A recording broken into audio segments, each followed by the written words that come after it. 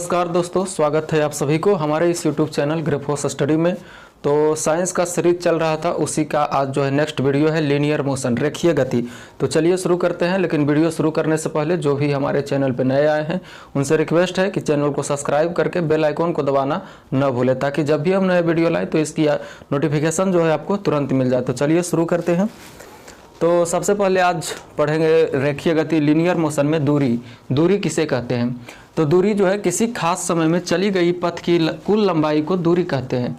दूरी एक अदिश राशि है और दूरी का SI मात्रक मीटर होता है। अब है विस्थापन क्या होता है। तो विस्थापन जो है न्यूनतम दूरी को विस्थापन कहते हैं।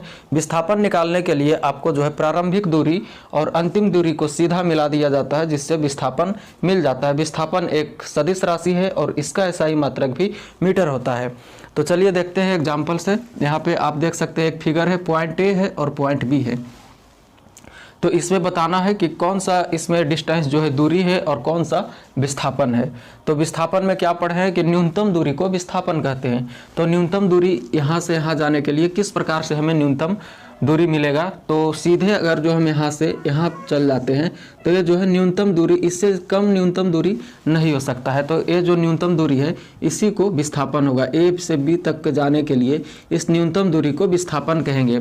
और दूरी किसको कहेंगे, तो यहाँ से जो हो जाएगा इसको इस प्रकार से समय के साथ साथ धीरे धीरे जो दूरी तय करता है उसी को दूरी कहते हैं। और ये जो हो गया विस्थापन, और यहाँ पे ए जो इस प्रकार ए पथ है ये कहलाएगा दूरी। तो दूरी और विस्थापन आप समझ चुके हो जाएंगे कि दूरी किसे कहते हैं और विस्थापन किसे कहते हैं। तो विस्थापन जो है न्यूनतम दूरी को विस्थापन कहते हैं और दूरी जो है वह खास समय में चली गई पथ की कुल लंबाई को दूरी कहते हैं।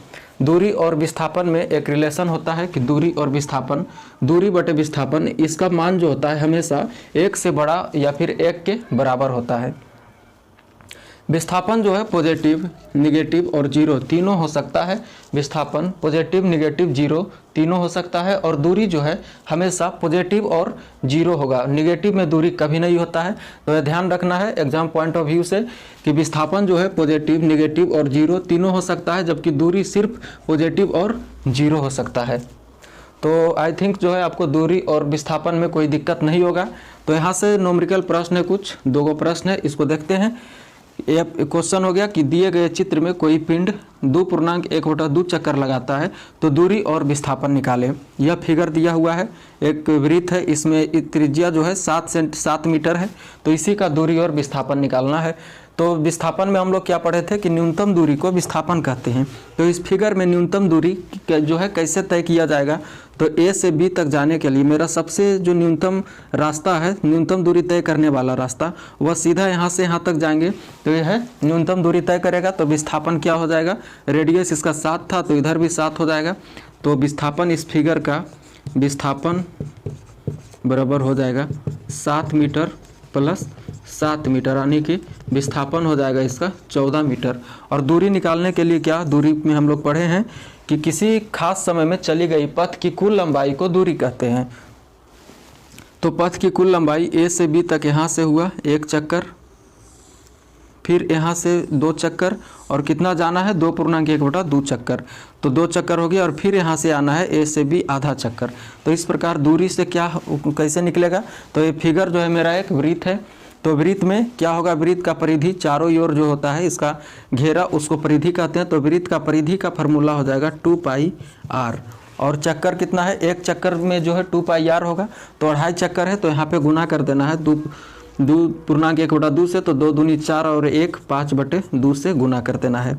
तो 2 पाई का मान जो है 22/7 होगा। रेडियस यहाँ पे 7 है और 5/2, 2.5 चक्कर है। तो 2 से यहाँ 2 से 2 कट गया, 7 से 7 कट गया।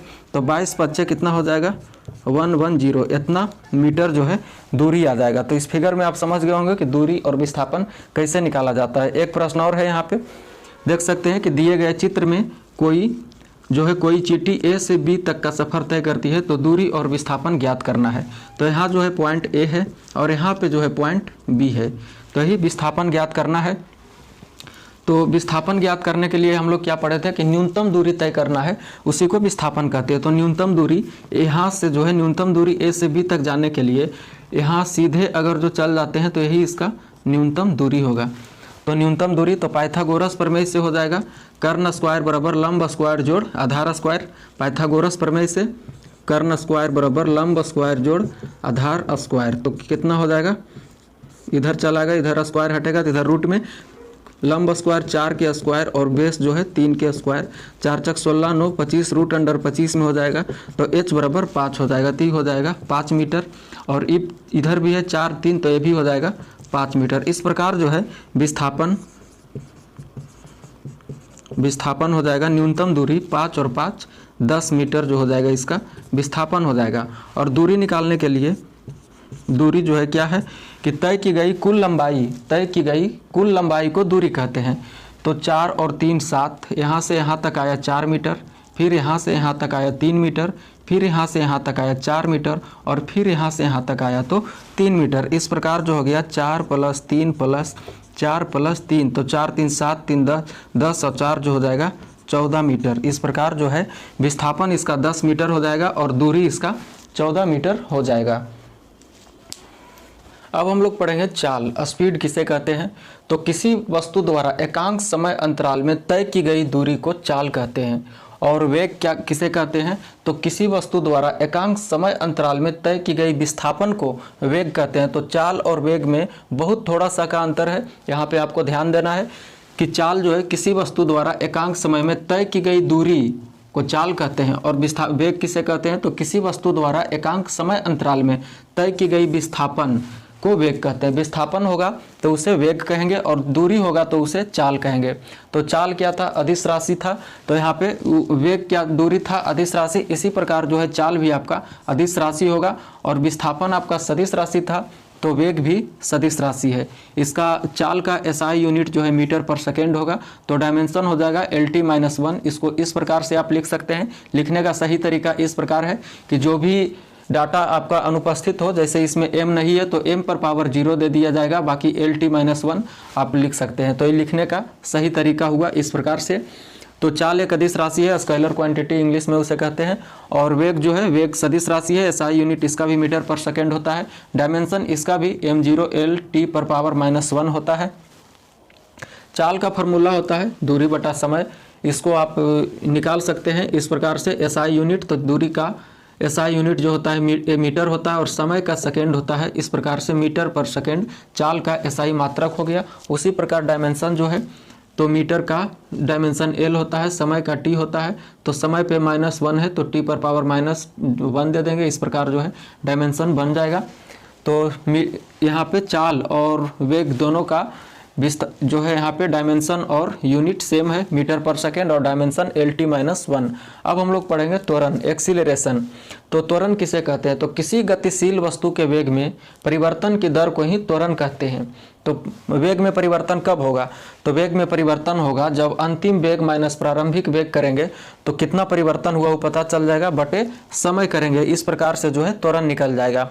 त्वरण को A से सूचित किया जाता है, और इसको जो है त्वरण वेग में परिवर्तन की दर बटे समय, तो अंतिम वेग माइनस प्रारंभिक वेग बटे समय। अंतिम वेग को V से डिनोट किया जाता है और प्रारंभिक वेग को U से डिनोट किया जाता है, और समय को जो है T से डिनोट किया जाता है। इस प्रकार से V - U/T = A। त्वरण का ये हो जाएगा सूत्र V - U/T।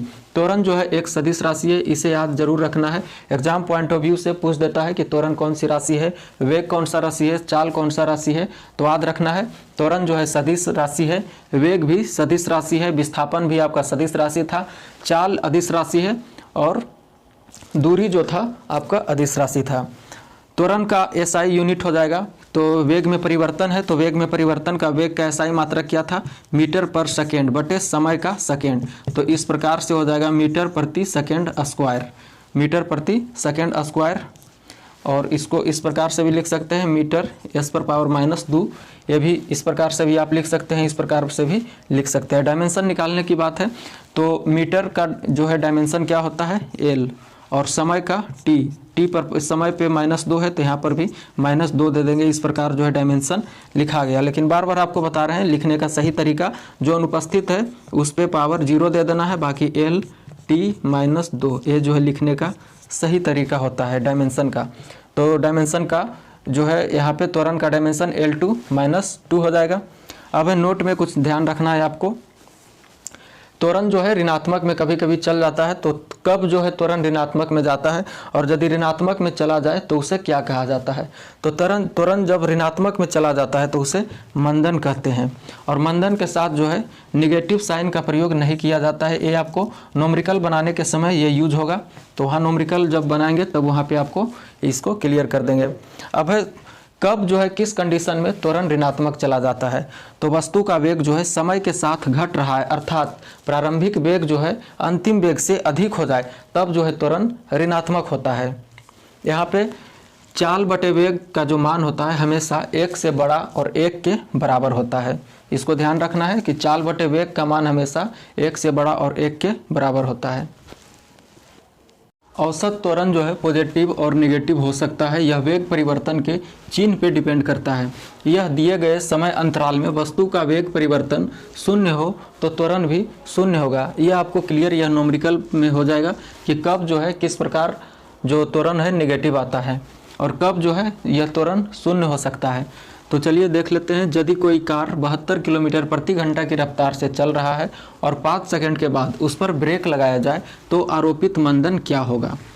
तो सबसे पहले कोई भी न्यूमेरिकल बनाने के लिए आपको उसमें दिए गए डाटा को छांट लेना है कि कौन कौन से डाटा उसमें दिया हुआ है। तो सबसे पहले यदि कोई कार 72 किलोमीटर की रफ्तार से चल रहा है तो इसका यूज हो जाएगा प्रारंभिक वेग 72 किलोमीटर प्रति घंटा। उसके बाद है और 5 सेकंड के बाद उस पर ब्रेक लगाया जाए तो समय हो जाएगा इसमें t बराबर 5 सेकंड। ब्रेक लगाया जाए तो ब्रेक लगाने के बाद गाड़ी क्या हो जाएगा, रुक जाएगा, तो अंतिम वेग क्या हो जाएगा 0। तो उस पर जो है आरोपित मंदन, तो त्वरण इसमें ज्ञात करना है a। तो सबसे पहले न्यूमेरिकल बनाने के लिए क्या करना होगा, आपको उसमें दिए गए डाटा को छांट लेना है कि कौन कौन से डाटा दिया है। उसके बाद सभी का यूनिट आपको सेम कर लेना है। तो इसमें देख सकते हैं किलोमीटर प्रति घंटा है और इसमें सेकेंड है, तो इसको भी जो है आपको मीटर प्रति सेकेंड में बदलना होगा। तो किलोमीटर प्रति घंटा से मीटर प्रति सेकेंड में बदलने के लिए आपको 72 गुने 5/18 करना होगा। तो 18 चक 72 और 5 चक 20 मीटर प्रति सेकेंड। तो यहाँ पे कितना हो जाएगा 20 मीटर प्रति सेकेंड।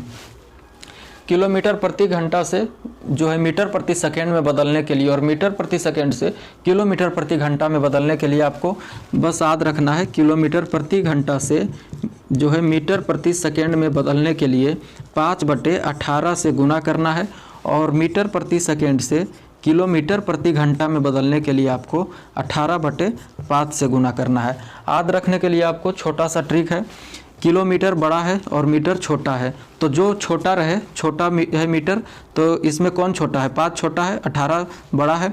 तो बड़ा से छोटा में बदलने के लिए आपको छोटा वाले को ऊपर में रखना है, जैसे 5/18, और मीटर पर सेकेंड से जो है छोटा से बड़ा में बदलना है तो आपको बड़ा वाले मान ऊपर में रखना है। तो 18/5 जैसे यहाँ पे देख सकते हैं 72 किलोमीटर प्रति घंटा था और इसको मीटर प्रति सेकेंड में बदलना था, तो 5/18 छोटा वाले ऊपर और बटे जो है 18 चक 72 5 चक 20। तो सारा जो है अब यूनिट भी सेम हो चुका है।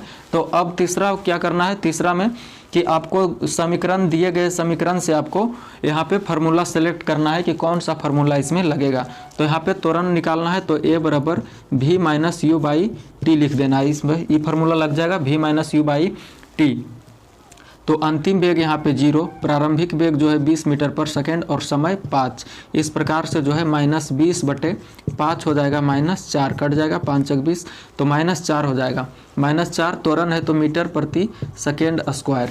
तो यहाँ पे क्या हुआ, त्वरण माइनस में आया, माइनस में आने का अर्थात हुआ त्वरण जो है ऋणात्मक में गया। ऋणात्मक त्वरण को ही मंदन कहते हैं, लेकिन हम लोग पीछे क्या पढ़े थे कि मंदन में जो है निगेटिव चिन्ह का प्रयोग नहीं किया जाता है। तो आंसर सिर्फ इसका हो जाएगा 4 मीटर प्रति सेकेंड स्क्वायर। आपका अगर जो एग्जाम में क्वेश्चन आएगा तो -4 भी दिया रहेगा, 4 भी दिया रहेगा, तो आपको जो है सिर्फ 4 मीटर पर सेकेंड स्क्वायर लिखना है, माइनस नहीं लिखना है, नहीं तो आपका क्वेश्चन गलत हो जाएगा। उसके बाद एक क्वेश्चन है, एक व्यक्ति r त्रिज्या वाले वृत्ताकार मार्ग पर 4.1/2 चक्कर लगाता है तो दूरी और विस्थापन ज्ञात करना है। तो आपको यह क्वेश्चन जो है बना करके कमेंट बॉक्स में इसका जवाब लिखना है। आपका ऑप्शन है, ऑप्शन नंबर 1 है 2:9 पाई, ऑप्शन नंबर बी है 9 पाई/2, तीसरा नंबर ऑप्शन है 4:9 पाई और चौथा नंबर ऑप्शन है 9 पाई/4। उसके बाद अब पढ़ना है बल किसे कहते हैं। बल इंग्लिश में इसे फोर्स कहते हैं। तो बल वैसी भौतिक राशि है जो किसी वस्तु पर आरोपित करने से या फिर उस पर बल लगा के वस्तु को जो है विस्थापित करने की कोशिश करे या विस्थापित कर दे, कोशिश भी करे तो उसे बल कहा जाता है। बल जो है एक सदिश राशि है। एग्जाम पॉइंट ऑफ व्यू से राशि याद रखना बहुत ज़रूरी है कि बल कौन सी राशि है, तो सदिश राशि है। बल, त्वरण, वेग, जो ये सब विस्थापन जितना भी था सारा को सदिश कौन कौन से है सभी को याद रखना है। बल सदिश राशि है। इसका जो फार्मूला होता है बल बराबर द्रव्यमान गुने त्वरण, इंग्लिश में होता है फोर्स इक्वल टू मास गुने एक्सीलरेशन। यहाँ पे शॉर्ट में इस प्रकार भी लग सकते हैं, F बराबर ma। तो यहाँ से हो जाएगा SI यूनिट निकालने के लिए आपको SI यूनिट, तो मास का कितना हो जाएगा, SI यूनिट मास का kg हो जाएगा और त्वरण का हो जाएगा मीटर प्रति सेकेंड स्क्वायर। इस प्रकार जो है kg मीटर पर s पर पावर -2। अब है इसका डायमेंशन निकालना है। तो डायमेंशन निकालने के लिए आपको क्या करना होगा, पहले kg है तो kg का क्या m होता है मीटर का l और समय का t पर पावर जो है -2 लिख देना। इस प्रकार जो है बल का डायमेंशन निकल जाएगा। अब है बल का जो है यहाँ पे एक इसी को जो है kg मीटर पर सेकेंड स्क्वायर, इसको 1 न्यूटन कहते हैं। बल का SI मात्रक जो है न्यूटन भी होता है और kg मीटर पर सेकेंड स्क्वायर भी होता है। बल का ये SI यूनिट हो गया। बल का CGS मात्रक होता है डायन। बल का CGS मात्रक क्या होता है, डायन होता है। और 1 न्यूटन बराबर 10 पर पावर 5 डायन होता है। 1 न्यूटन बराबर 10 पर पावर 5 डायन होता है, इसको भी याद रखना है। तो बल का SI मात्रक हो जाएगा न्यूटन या फिर kg मीटर पर सेकेंड स्क्वायर, या फिर बल का CGS मात्रक जो हो जाएगा डायन हो जाएगा। इसके बाद गति समीकरण को देख लेते हैं। गति समीकरण जब वस्तु जो है क्षैतिज में गमन करे यानी धरती के जो है हॉरिजेंटली जो है यहाँ पे गमन करे तो वह हो जाएगा क्षैतिज गमन, उसे कहते हैं। इसका फार्मूला होता है v बराबर u प्लस at। फार्मूला आपको जो है सभी याद रखना है तभी नोमरिकल बनेगा। तो v बराबर u प्लस at। दूसरा फार्मूला है s बराबर ut plus half at square. तीसरा फार्मूला है v स्क्वायर बराबर u स्क्वायर प्लस 2as। चौथा फार्मूला है s बराबर vt। पाँचवा फार्मूला है a बराबर v minus u by T. और छठा फार्मूला है s बराबर u plus a by 2 into 2n-1, जहाँ u बराबर आपका हो जाएगा प्रारंभिक वेग, v इक्वल टू अंतिम वेग, a इक्वल टू त्वरण और t इक्वल टू टाइम और s इक्वल टू जो है तय की गई दूरी। तो अगला वीडियो में हम लोग पढ़ेंगे इससे गति समीकरण से संबंधित जो है नोमरिकल, किस प्रकार से इसका नोमरिकल बनाया जाता है और इसके बारे में अधिक पढ़ेंगे। वीडियो जो है काफ़ी लंबा हो रहा है, तो आज के लिए इतना ही। मिलते हैं नेक्स्ट वीडियो में नेक्स्ट अपडेट के साथ। लेकिन इससे पहले आप यदि वीडियो को आपको पसंद आता है तो आप चैनल को सब्सक्राइब कर सकते हैं और वीडियो को लाइक ज़रूर करें। साथ ही साथ अपने सर्किल, अपने दोस्त ग्रुप में ज़रूर इसको शेयर करें। तो आज के लिए इतना ही। मिलते हैं नेक्स्ट वीडियो में नेक्स्ट अपडेट के साथ। तब तक के लिए जय हिंद।